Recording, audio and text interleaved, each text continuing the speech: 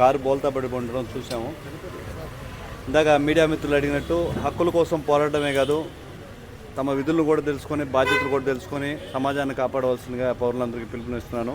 నిన్నటి రోజున కారు బోల్తా పడి ఉంటే దాదాపుగా ఒక 5 లారీలు 4 కార్లు అక్కడ ఉన్నాయి, కానీ ఎవరూ దాన్ని లేపే ప్రయత్నం చేయలేదు. చాలా బిజీ టైంలో జానీబాయ్ వచ్చి ఒక 10 మందికి శక్తి ఇచ్చారు. ఆ కారుని తిప్పించి కారు అద్దం పగలగొట్టిన తర్వాత అక్కడ చంద్రశేఖర్ రెడ్డి ఉన్నారు. ఈరోజు ఆయన చేసిన సేవలో గుర్తు తెలియని మహిళ ఇచ్చిన వస్త్రమో, నా స్పర్శో, ఆయన పూజలో ఏదో ఒకటి పలిచి ఎన్నో సేవలు చేసిన ఈరోజు ప్రజాప్రతినిధిగా ఎన్నికైన ఎమ్మెల్సీ చంద్రశేఖర్ రెడ్డి గారు చాలా సేఫ్గా ఉన్నారు. ప్రతి ఒక్కరు కూడా నా స్టేట్మెంట్ ఎక్కువగా మాట్లాడుకుంటే, నా స్టేట్మెంట్ కూడా ఏదైనా ప్రమాద పరిస్థితిలో ఉంటే పోలీసులు అయితే అడుగుతూనే ఉన్నారు, మీరు ఏమైనా యాక్సిడెంట్ చేశారా, మీరు ఎందుకు తీసుకెళ్తున్నారని. అవేం లెక్క చేయాల్సిన అవసరం లేదు, దర్యాప్తు చేసుకుంటారు. ఎవరేం చేశారో వాళ్ళకి కూడా తెలుస్తుంది. ప్రమాద పరిస్థితుల్లో ప్రాణాల మీద ఉన్నప్పుడు ఎవరైనా కూడా సొంత వెహికల్లో కూడా తీసుకోపోవచ్చు.